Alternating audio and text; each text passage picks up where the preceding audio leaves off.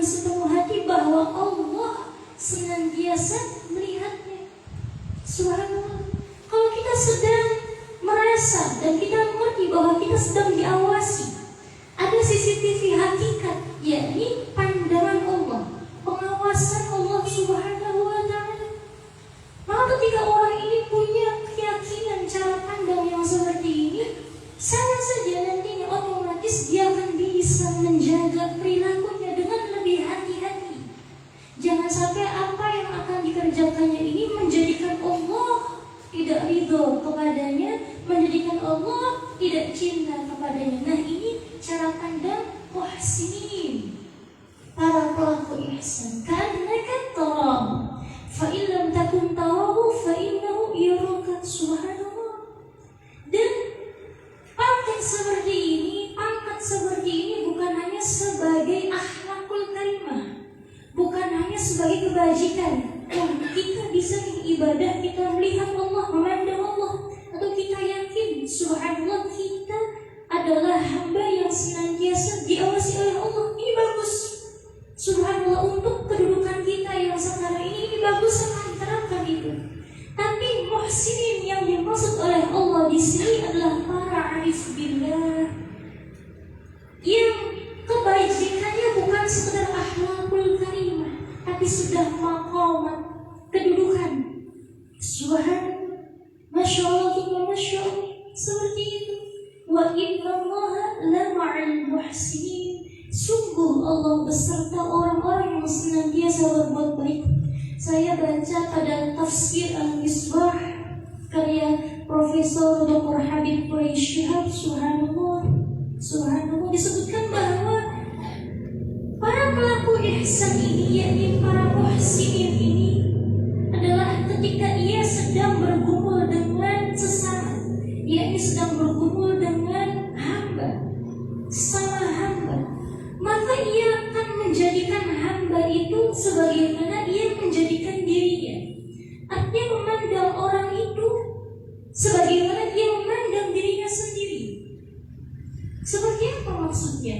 Ketika kita menginginkan kebaikan terus berdatangan kepada kita, pun demikian kita kepada orang lain juga seperti itu. Jadi memposisikan orang lain seperti halnya diri kita sendiri, itu praktek ihsan pada sesama manusia atau sesama makhluk Allah Subhanahu wa ta'ala. Memposisikan orang lain sebagaimana kita memposisikan diri kita. Jadi kita melihat orang lain itu adalah kita yang lain. Maka ada syair dari salah seorang sufi, kamu adalah aku yang lain dan aku adalah kamu yang lain. Ketika kamu adalah aku, maka aku tidak akan mungkin menyakitimu, karena aku tidak akan mungkin menyakiti diriku sendiri. Nah, ini cara pandang praktek akhlaknya para pelaku ihsan atau muhsinin kepada sesamanya. Mafhumnya di sini, subhanallah. Kalau kepada Allah Subhanahu wa ta'ala, maka ia akan melenyapkan dirinya. Subhanallah, yang terpandang, yang terlihat adalah hanya Allah semata. Maka ketika melihat orang lain, sesama makhluk, yang memposisikan dirinya berada pada orang itu, atau memposisikan orang itu seperti hanya dirinya sendiri. Tapi ketika kepada Allah hubungannya, maka dia tidak melihat dirinya ada. Yang nyata hanyalah Allah.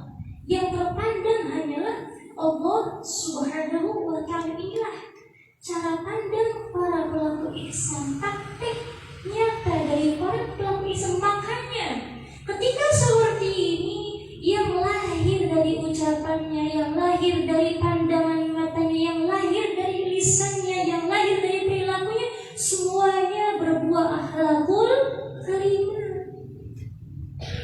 Maka disinilah warisan Rasulullah SAW turun kepadanya, khuluqin azim. Subhanallah, mafhumnya di sini. Nah, seperti itu. Wa innallaha la ma'al muhsinin. Dan kanjeng Nabi SAW pemimpinnya para muhsinin, sayyidnya para muhsinin. Subhanallah, tidak ada yang mampu melebihi tingginya sallallahu alaihi wasallam. Subhanallah. Masya Allah, Masya Allah. Usikum wa iyaya wa nafsi bitaqullah. Wa qad faza muttaqun, wa qad faza muttaqun. Maka timbulnya rahmah ahlakul karimah. Kita lihat, subhanallah, sebelum peristiwa Isra Mi'raj itu, Rasulullah sallallahu alaihi wasallam diuji oleh Allah, subhanallah, dengan kegilaan orang-orang yang paling ia kasihani dan yang paling mengasihaninya. Subhanallah. Allah memanggil, subhanallah, Sayyidah Khadijah, istri tercintanya baginda Rasul sallallahu alaihi wasallam. Yang mana Sayyidah Khadijah ini, Masya Allah, ma'ruf, telah dikenali kebaikannya, pengorbanannya, kesungguhannya dalam membela dakwah baginda Rasul sallallahu alaihi wasallam. Dikisahkan dalam sejarah itu ibu-ibu, subhanallah, ketika Rasulullah sallallahu alaihi wasallam menikahi Sayyidah Khadijah, itu Sayyidah Khadijah merupakan wanita bangsawan terhormat, terkaya di Mekah Al-Mukarramah. Namun ketika Rasulullah sallallahu alaihi wasallam menikahi Sayyidah Khadijah, seluruh hartanya diinfakkan fi sabilillah, di jalan Allah. Seluruh hartanya digunakan untuk apa? Untuk suksesnya dakwah baginda Rasul sallallahu alaihi wasallam. Subhanallah. Pengorbanannya luar biasa. Di waktu belum banyak orang yang mau mengakui Rasul sallallahu alaihi wasallam sebagai nabi Allah, utusan Allah.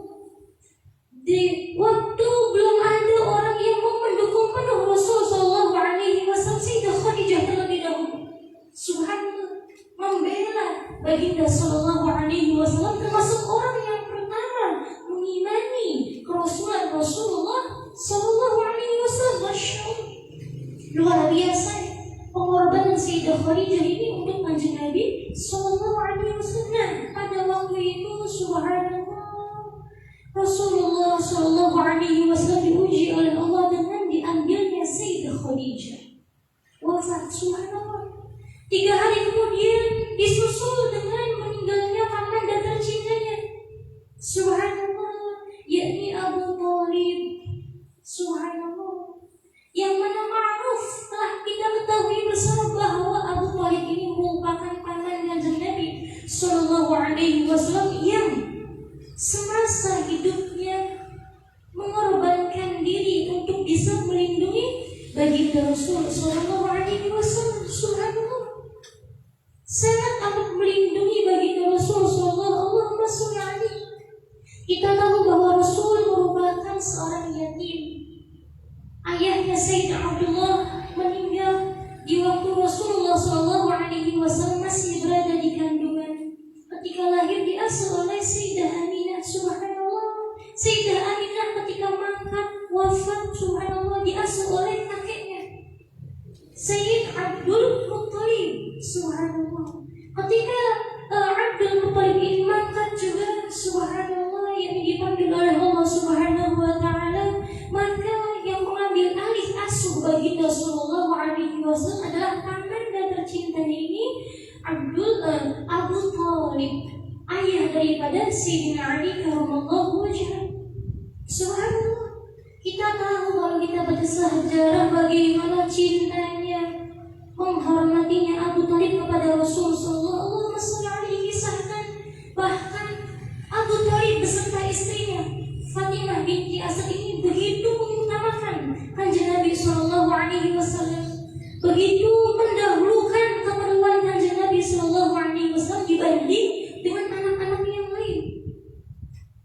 Kalau ada makanan yang didahulukan Rasul sallallahu alaihi wasallam sebelum anak-anaknya yang lain, kanjeng Nabi sudah makan baru anak-anak lain diberi makan. Ini subhanallah dan lain sebagainya.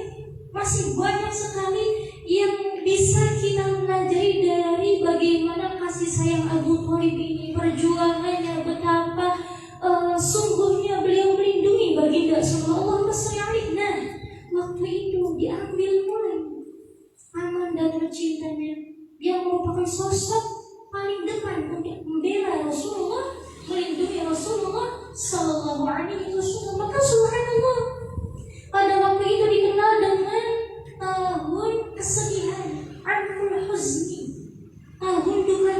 karena Rasulullah SAW kehilangan dua sosok terpenting dalam hidupnya. Subhanallah, Masya Allah, Masya Allah. Di samping itu gencatan, getrikan, serangan, teror dari kaum kafir Quraisy selalu berdatangan kepada baginda sallallahu alaihi wasallam. Lebih-lebih setelah dua sosok ini meninggal. Subhanallah, serangannya, terornya sampai subhanallah rencana pembunuhan kepada Nabi sallallahu alaihi wasallam itu setiap hari digencarkan oleh mereka.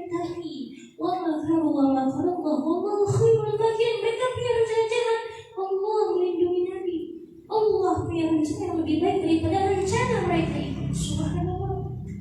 Lalu kenapa ini hikmahnya? Kenapa diambil secara bersamaan sosok utama dari orang-orang yang paling sayang kepada Nabi Sallallahu Alaihi Wasallam, melindungi Nabi Sallallahu Alaihi Wasallam? Kenapa? Agar Allah ini subhanallah sedang memberitahukan kepada Nabi Muhammad Sallallahu Alaihi Wasallam bahwa kamu mampu berdikari sendiri. Subhanallah. Masya Allah, karena ada sebagian orang yang beranggapan ini Rasulullah masih aman sampai sekarang karena ada pamannya Abu Thalib, karena ada istrinya seorang tokoh bangsawan yang dipandang oleh penduduk Mekah pada waktu itu. Ada yang berpandangan seperti itu. Maka diambilnya Abu Thalib, diambilnya Sayyidah Khadijah, ingin sekali Allah itu menampakkan kepada hamba-hambanya, kepada makhluknya bahwa kekasihnya itu bisa berdikari, bisa maju tanpa bantuan dari yang disebut-sebut itu. Karena pada hakikatnya bantuan itu hanyalah datang dari Allah. Dan Allah seakan-akan mau menunjukkan, ya Rasulullah, sejatinya yang tidak akan pernah meninggalkanmu hanya Allah. Yang akan senantiasa ada untukmu hanya Allah. Dan pertolongan itu sejatinya hakikatnya milik Allah. Inilah mengapa orang-orang terkasih yang melindungi kanjeng Nabi sallallahu alaihi wasallam subhanallah, masya Allah, masya Allah. Ini saya dari kisah Sayyirah Nabawiyah, subhanallah, dari kisah sejarahnya kanjeng Nabi sallallahu